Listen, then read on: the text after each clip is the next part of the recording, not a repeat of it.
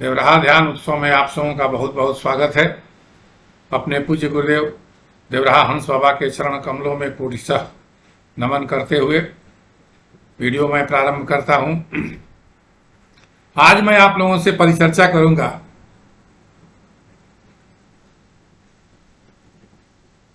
ओशो की एक बहुत प्रसिद्ध पुस्तक है संभोग से समाधि की ओर। यह पुस्तक 1982-83 में लिखी गई थी और इसके शीर्षक से ही पूरा भारत जो है सो झूम उठा था।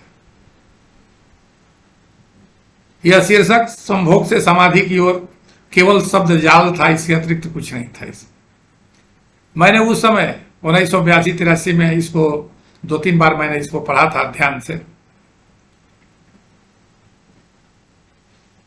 और उसमें ऐसा कुछ नहीं है जिससे कि समाधि संभोग से लग सकता हो। संभोग से समाधि लगने की कोई विधा नहीं है।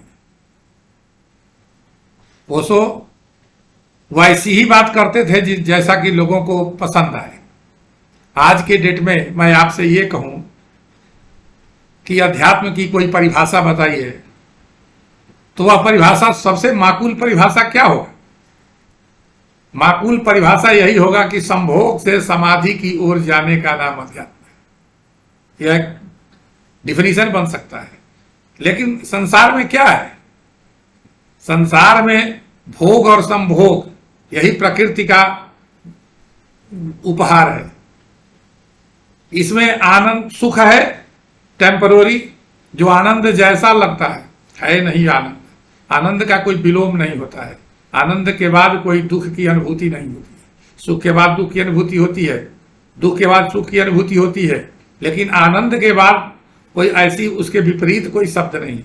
वह अपने आप में पूर्ण शब्द है। वह तृप्त कर देता है, वह तृप्ति का साधन बन जाता है। इसलिए आनंद प्राकृतिक वस्तुओं में प्राप्त हो ही नहीं सकता, क्योंकि प्राकृतिक वस्तुओं में जो सुख है वह क्षणिक है। उसकी अपनी एक समय सीमा है। अगर आप पारिवारिक जीवन में हो, आप शादीशुदा हैं, या जिस भी तरीके से जो लोग भी शारीरिक संबंध स्त्री पुरुष बनाते हैं या कोई नर मादा संसार में बनाता है, तो उसके अंतिम समय में एक अद्भुत अनुभूति होती है जिसको आनंद कह सकते हैं। परमात्मा ने अपने आनंद का 1 करोड़वां हिस्सा वहां डाल दिया है। अगर वो हिस्सा परमात्मा ने नहीं डाला होता तो सेक्स जैसे बेकार की वस्तु में कोई संलिप्त नहीं होता।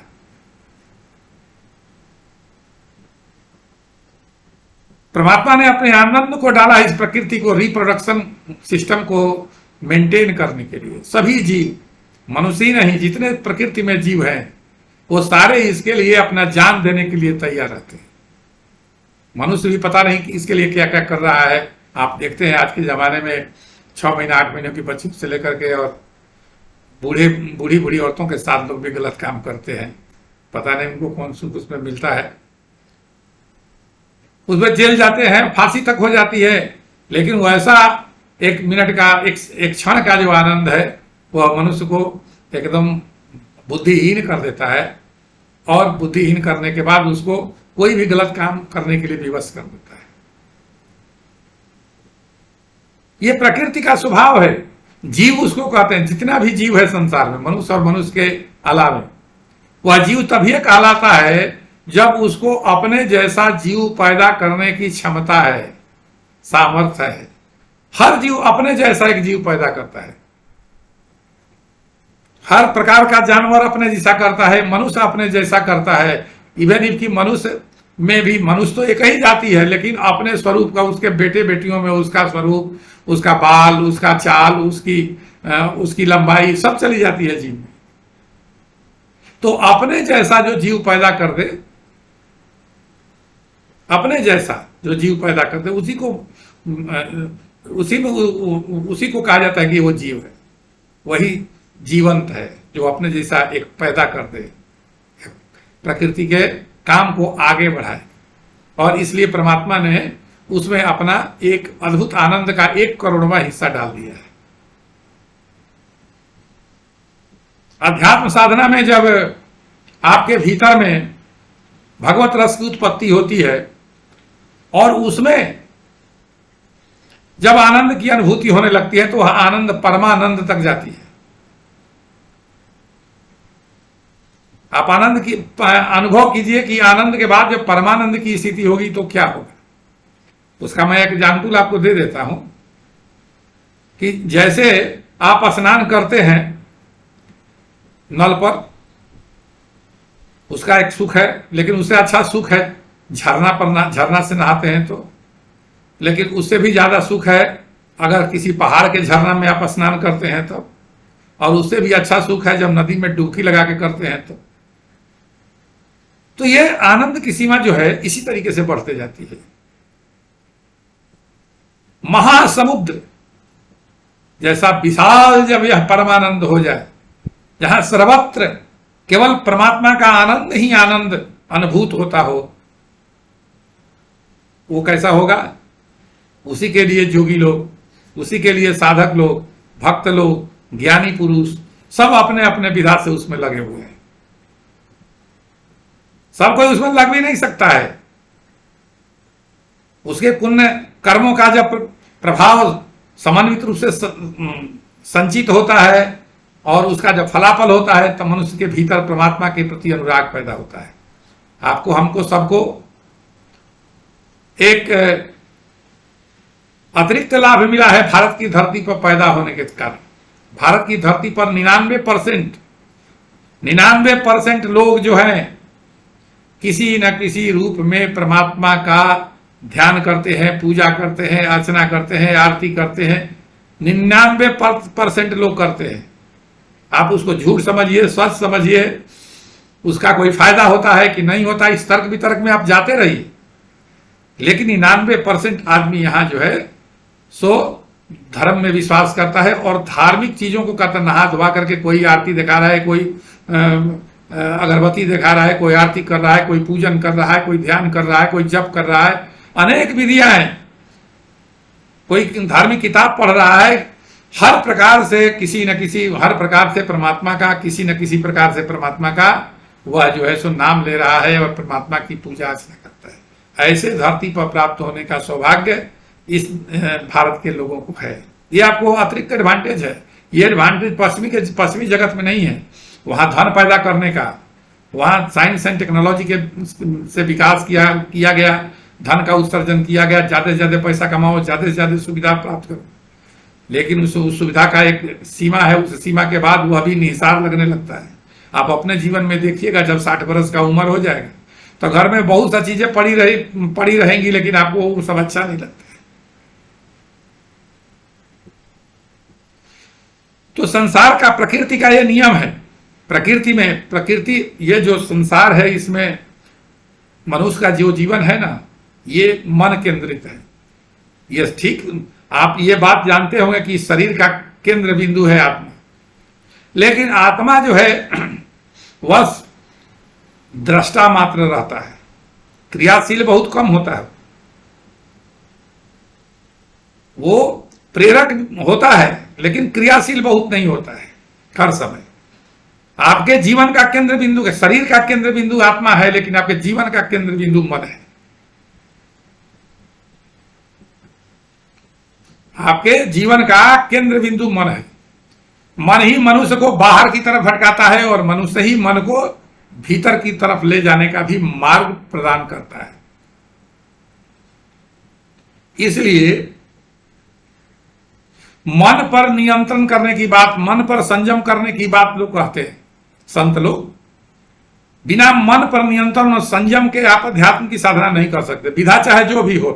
कोई जप से करता है, कोई ध्यान से करता है, कोई बुद्धि से करता है, कोई ज्ञान मार्ग से करता है, कोई तप से करता है, लेकिन करना पड़ेगा आपको। मन को समझाना पड़ता है। मन से लड़ाई कभी नहीं किया जाता है। आध्यात्मिक धारा में भगवत प्राप्ति के मार्ग पर चलिएगा, मन से अगर लड़ाई करिएगा तो मन से पार नहीं पाइएगा। ऐसा ऐसा उत्पात मचाएगा कि आप तुरंत हार तक कर बैठ जाइएगा। विष्णु पुराण में एक मंत्र है, मन एवं मनुष्यानाम, श्लोक है, मन एवं मनुष्यानाम बंध मोक्ष कारण हो। मनुष्य के बंधन और मुक्ति का कारण मन ही है।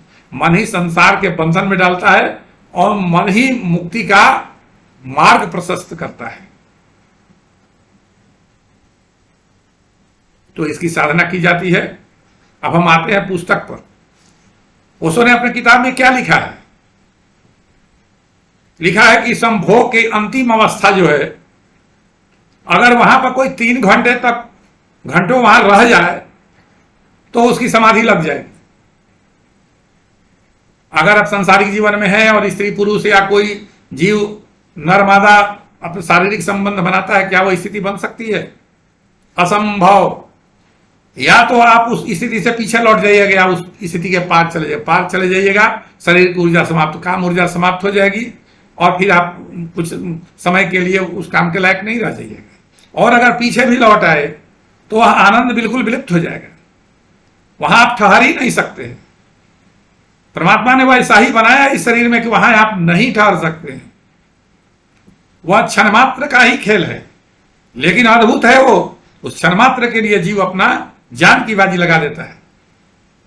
लेकिन अगर उसको ओशो कहते हैं कि 3 घंटा तक कोई ध्यान लगा ले, वहां उसी स्थिति में रह जाए, सेक्स की अंतिम अवस्था में 3 घंटे तक रह जाए तो समाधि लग जाएगी। ऐसा कभी नहीं होगा, ऐसा कभी नहीं होगा।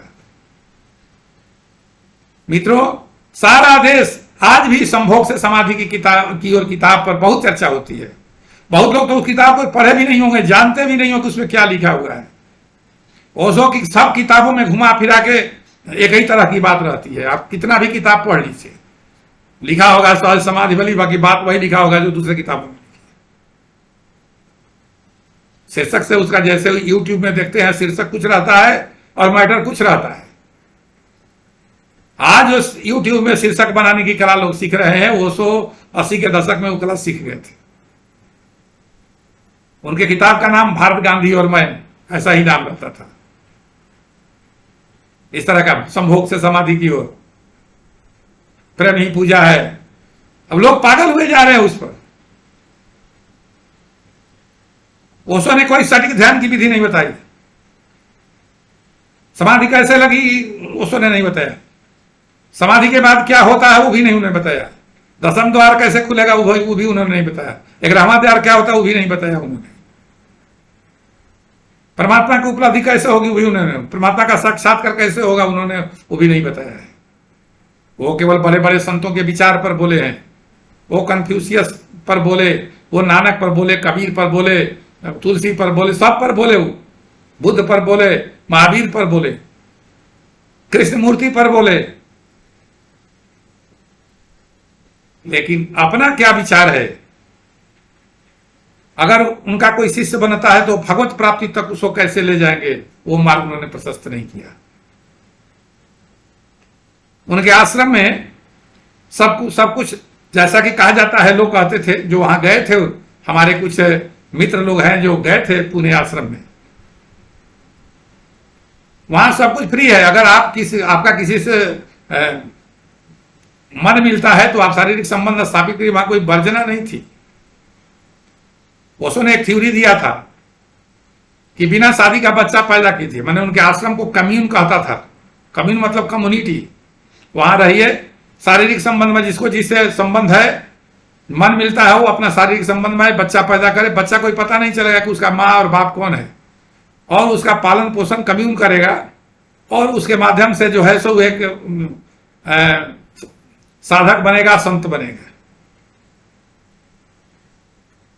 ये उन्होंने कम्यून सिस्टम का, क्या यह पूरे संसार को कम्यून में बदला जा सकता है? संसार की व्यवस्था उससे चल सकती है? कभी नहीं चल सकती है। छोटे स्तर का प्रयोग भी उनका वो असफल रहा। अगर सफलता तो यहां से छोड़ करके अमेरिका क्यों गए? अमेरिका जाने की जरूरत नहीं थी। अगर यहां सफलीभूत था तो सारे विदेशी यहीं आते थे। फिर विदेश में जाकर के और फिर गलत सलत काम करने की जरूरत क्या थी?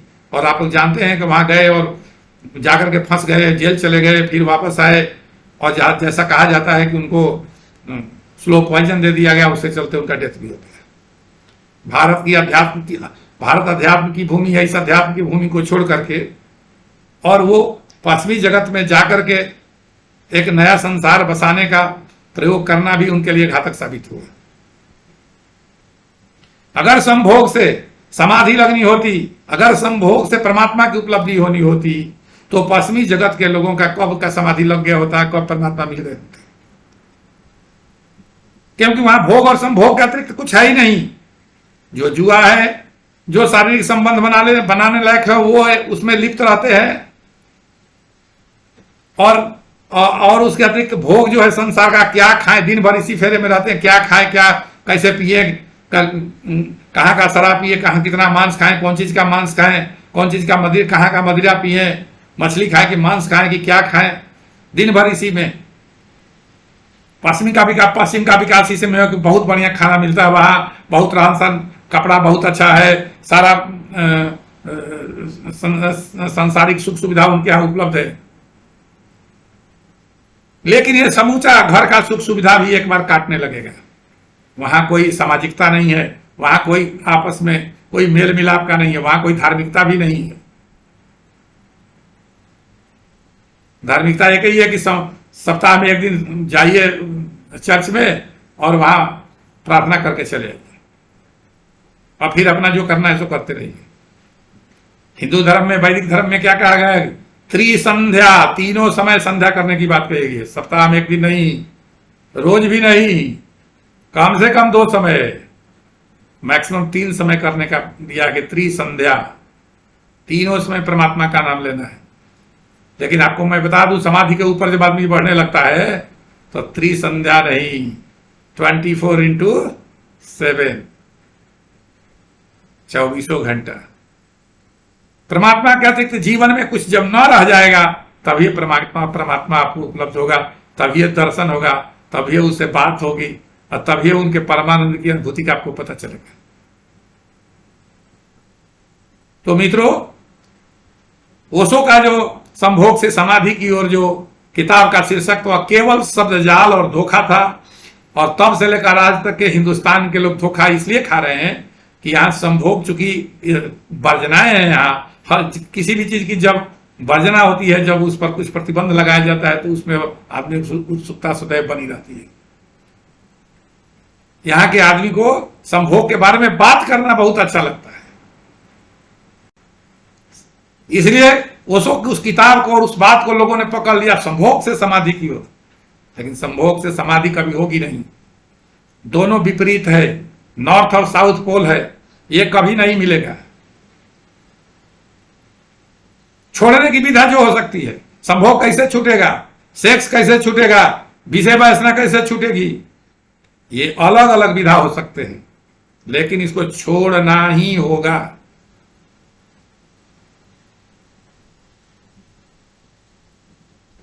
कपड़ा भी पहने और नंगा भी रहेंगे, कभी होगा? नहीं हो सकता है ना। उसी तरह से अध्यात्म की साधना भी करेंगे और विषय वासना में 24 घंटा लिप्त रहेंगे, ये कदापि नहीं होगा। एक बहुत बड़े संत थे, आजकल नहीं है दुनिया में, बावरा जी महाराज। पिंजौर में उनका आश्रम था। मैंने उनसे कभी मिला नहीं, लेकिन टीवी पर जब प्रवचन उनका होता था तो मैं नित्य सुनता था। अद्भुत व्याख्या वो गीता की करते थे। बड़े सिंपल संत थे, एक गंजी पहन करके रहते थे और आते थे जब टीवी पर, और जो व्याख्या वो करते थे, अद्भुत व्याख्या थी उनकी। मेरा बहुत प्रेम और उनके चरण कमल में बहुत स्नेह है। मैं आज भी उनको याद करता हूं तो मेरे आंख में आंसू भर आते। वो कहते थे कि मनुष्य के मरने के दिन भी, मरने के क्षण तक भी क्रोध और काम वासना समाप्त हो जाए तो वो मुक्त हो जाएगा। इतना कठिन है। मरने के दिन भी आपको लगता होगा कि फिजिकली 60-65 वर्ष में आदमी खत्म हो जाता है काम वासना से, करने के लायक ही नहीं रह जाता है। आपकी इंद्रियां काम के लायक नहीं रह जाती है, लेकिन वह वासना कहां चली जाती है? आंख में। वह वासना कहां चली जाती है? दिमाग में। वह वासना कहां चली जाती है? चर्चा में। वह वासना कहां? आंख में। सुनने के लिए आतुर रहते हैं। किसी स्त्री की हंसी सुनने के लिए आप व्याकुल रहते हैं, उसके सौंदर्य को देखते हैं तो पागल हुए जाते हैं। बुढ़ापा में भी 80, 85, 90 बरस में भी लोग देखने से बाज नहीं आते हैं। ये वासना जो है ये मरने के दिन तक भी, पूज्य संत बाबरा जी महाराज कहते थे कि मरने के क्षण तक भी अगर इसे मुक्ति हो जाए और क्रोध से मुक्ति हो जाए तो मनुष्य को मुक्ति मिल जाएगी। इसलिए ओशो का यह कहना कि संभोग से समाधि लग जाएगी, यह बिल्कुल निरापद है, बिल्कुल झूठ है, बिल्कुल धोखा है, शब्द जाल है, इसके अतिरिक्त कुछ नहीं। मित्रों, आज इतना ही। अगले वीडियो में मैं आप लोगों को विपश्यना ध्यान के बारे में बताऊंगा और उसके बाद समाधि कैसे लगेगी इस पर चर्चा होगी। आज बस इतना ही। बोलिए श्री राम जय राम जय जय राम, श्री राम जय राम जय जय राम, श्री राम जय राम जय जय राम, श्री राम जय राम जय जय राम। दीप शिखा समजुअति तन, मन जनि हो सिपतंग, सब परिहरि रघुबीरहि, भजहु भजहि जेहि सन। राम राम रटुते रहो, जब लगी घट में प्राण, कबहू तो दीन दयाल के, भनक लगेगी कान। बोलो जय सिया राम जय जय सिया राम, जय सिया राम जय जय सिया राम। और अंत में अनंत कोटि ब्रह्मांड के समस्त प्राणियों के हृदय में निवास करने वाले परमात्मा करुणा सागर करुणामूर्ति कृपा सिंधु प्रभु श्री राम को नमस्कार करते हुए वाणी को विश्राम देता हूँ। बोलिए जय जय सीताराम।